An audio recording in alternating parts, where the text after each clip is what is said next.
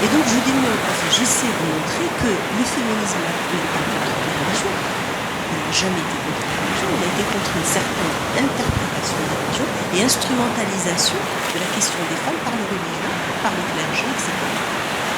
Et je voulais démontrer aussi que les religions ne sont pas toutes, ne sont pas contre le féminisme. Alors je vais vous donner des exemples.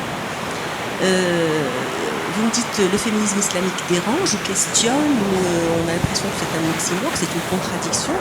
Or, il ne l'est pas. Parce qu'il ne l'est pas si on prend la peine de faire la part des choses. La première des choses, c'est de ne pas confondre des principes avec des modèles. Alors, les principes. D'abord, il n'y a pas un féminisme. Il y a des féminismes. Des féminismes au pluriel. Et le féminisme, oui, il a été théorisé en Occident. Oui, effectivement. En France, en Angleterre, aux États-Unis. Mais ça, c'est sa définition restrictive, si on veut. Et c'est les occidentales qui ont démontré qu'il y avait deux définitions. La définition restrictive, c'est celle qui a été théorisée en Occident, lutte des ouvrières, lutte des femmes pour le droit des votes, etc. Fin du 19e, début 20e siècle. Mais il y a une définition beaucoup plus généraliste qui dit que toute lutte, toute prise de conscience des femmes, quelle qu'elle soit, où qu'elle soit en Chine, dans l'Afrique subsaharienne, en Amérique latine, au Maghreb, quand il y a une prise de conscience de la position subalterne des femmes, de leur discrimination, c'est du féminisme. C'est une lutte féministe. C'est juste que le concept théorique, comme il a été défini en Occident, voilà, il a été un peu, c'est-à-dire péjoratif pour certaines sociétés, notamment au niveau des sociétés musulmanes. Mais je peux vous dire que le féminisme pose des problèmes même en Occident. Il y a beaucoup aujourd'hui de jeunes qui refusent le concept de féminisme. Donc, quand on a déjà fait ces deux définitions, qu'est-ce qui nous apparaît? Que donc il y a des féminismes, premièrement, et donc il y a des principes. Alors ces principes du féminisme sont universels. Ils sont quoi? C'est l'autonomie, l'indépendance, la dignité des femmes, la lutte contre les discriminations, l'égalité. Ça, c'est des principes universels partagés par toutes les femmes du monde. C'est-à-dire qu'elles soient en Égypte, au Maroc, en Indonésie ou aux États-Unis ou en France, les principes sont les mêmes. Par contre, les modèles ne sont pas les mêmes. Et donc, je citerai que la France, puisque je suis dans un institut français, pour vous dire que, et on ne va pas me contredire, le féminisme français, c'est un féminisme pluriel. Le féminisme radical, libéral, républicain, marxiste, écologique, etc. Donc tout ça, ce sont des féminismes, des modèles différents qui partagent des principes universels les mêmes, mais les modèles sont différents.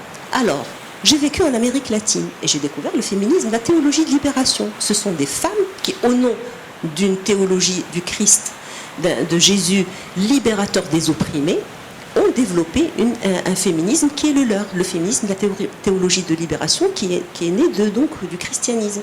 Les féministes juives, et on travaille ensemble, ont elles aussi leur féminisme. Alors je ne vois pas pourquoi c'est seul le féminisme islamique qui va poser problème et qu'on n'arrive pas à comprendre. Pourquoi? Donc au sein de l'islam, il y a un courant qui a toujours existé. Même dans le féminisme islamique, vous avez des variétés.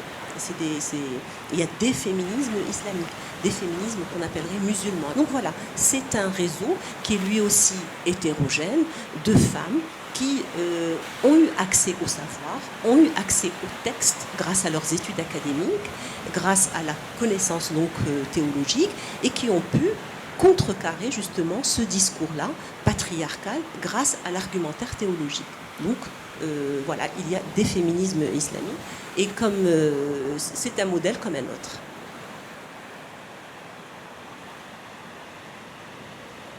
Je ne me disais pas féministe quand j'étais jeune. Le féminisme, pour moi, appartenait au Nord, c'est-à-dire à l'Occident. C'était associé à quelque chose de blanc bourgeois, enfin des bourgeoises.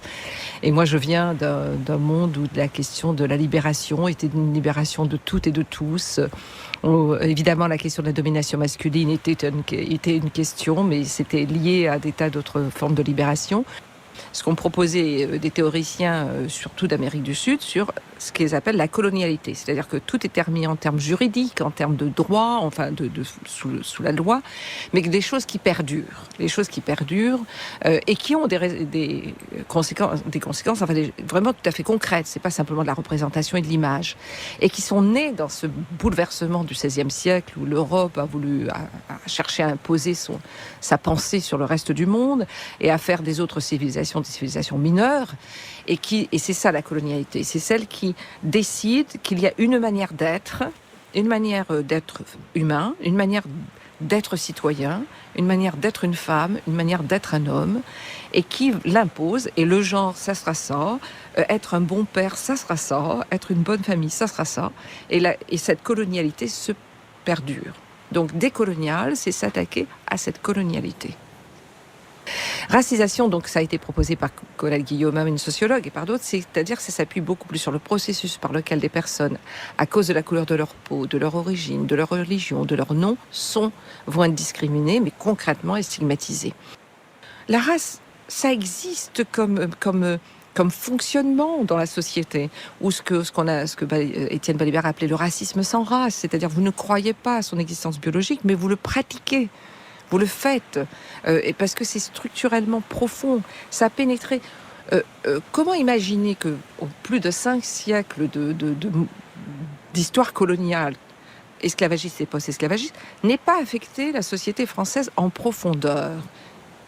Que je veux dire, le matin, quand on se lève, une grande partie de la population, et bouge, et circule, va au travail, ou emmène les enfants à l'école, dans les écoles, tout a été nettoyé par des femmes racisées, dans une totale invisibilité, et leur vie, je trouve, est exemplaire pour justement un féminisme décolonial, pour comprendre à la fois cette convergence entre la question de la migration, légale ou illégale, la question de l'âge, la féminisation d'un travail. Et il me semblait que c'était un terrain de nouveau extrêmement intéressant pour voir comment des femmes ont été fabriquées à cet endroit-là, et totalement invisibilisées, au moment même où d'autres femmes gagnent en parole et en présence dans le monde et peuvent revendiquer d'être importunées ou d'avoir des égalités de salaire.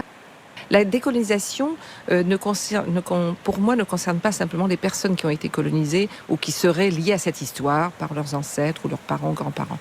La société française doit se décoloniser, doit se déracialiser. Sinon, il n'y aura pas de possibilité de lutte commune. Elle doit comprendre, quand je cite Aimé Césaire sur cette histoire de choc en retour, c'est-à-dire qu'on ne peut pas esclavagiser, coloniser sans que ça vous revienne chez vous, dans le pays qui a colonisé, et que ça contamine même vos théories d'émancipation et de libération. Tant qu'on n'aura pas compris cela, il n'y a pas de possibilité d'alliance. C'est un travail, mais c'est un travail en commun, parce que la décolonisation, elle est aussi pour les racisés.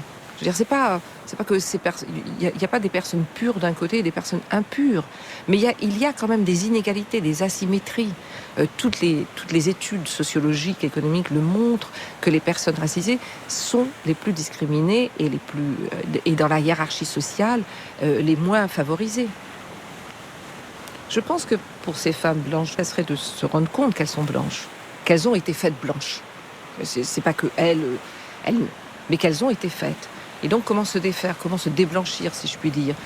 Cette idée du genre, si vous voulez, de deux genres, il y a deux genres qui s'opposent, les hommes et les femmes, c'est une invention européenne. Ça n'existe pas, ce n'était pas nécessairement comme ça ailleurs. Cette obsession sur l'habit, c'est une obsession coloniale. Il a fallu habiller les femmes en Tahiti et dans les terres parce qu'elles étaient nues. Il a fallu habiller les femmes africaines parce que c'était comme ça, il fallait habiller. Enfin, je veux dire, il n'y a pas une manière simplement de s'habiller dans le monde et une manière de se considérer comme femme ou homme. C'est quand même stupéfiant, cette histoire.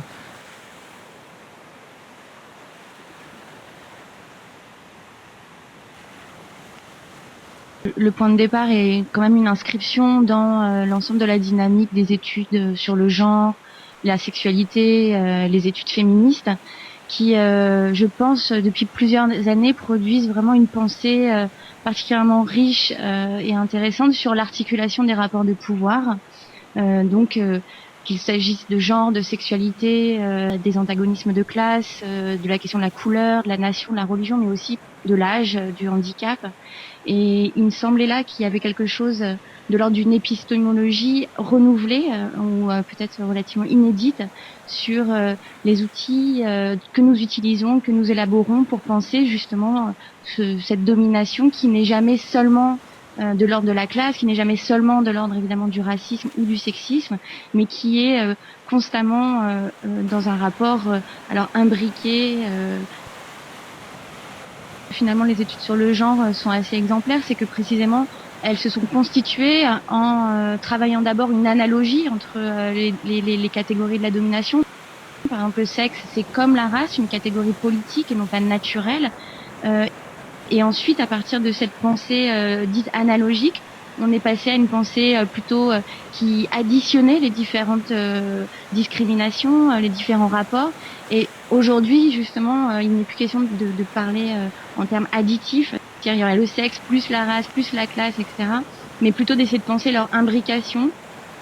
Et même leur imbrication, voilà, j'ai tendance à penser qu'il vaut mieux parler effectivement d'engendrement de ces rapports qui sont entremêlés, qui s'informent les uns les autres, pour bien montrer en fait cette dynamique de la domination, si difficile à penser, d'où l'idée de la nécessité d'une épistémologie, c'est-à-dire d'outils qui nous permettent de mettre à l'épreuve nos propres analyses et nos démarches scientifiques pour rendre compte et donner sens à ces rapports de pouvoir. Comme il s'agit de faire un peu l'état des lieux de nos outils épistémologiques, il y a cette grande notion qui est d'une part l'intersectionnalité, et puis il y a aussi tout ce courant féministe qui a travaillé au croisement des études de genre et des postcolonial studies. Et l'article de Mohanty, qui est l'une des plus grandes féministes indiennes, dont l'article a effectivement pour la première fois traduit, et qui est une critique d'une certaine forme d'ethnocentrisme du féminisme nord-américain ou européen, et surtout une critique des formes d'orientalisme qui procèdent en fait des discours féministes occidentaux. Mais par occidentaux, il ne faut pas croire qu'elle met sous un seul ensemble homogène toutes les théories féministes. Elle montre juste qu'il y a des effets discursifs, réducteurs, orientalisants, qui déforment en fait la réalité des courants féministes en dehors de l'Europe. C'est vraiment l'idée de la décolonisation du sujet politique du féminisme, c'est-à-dire décoloniser ce nous de nous les femmes.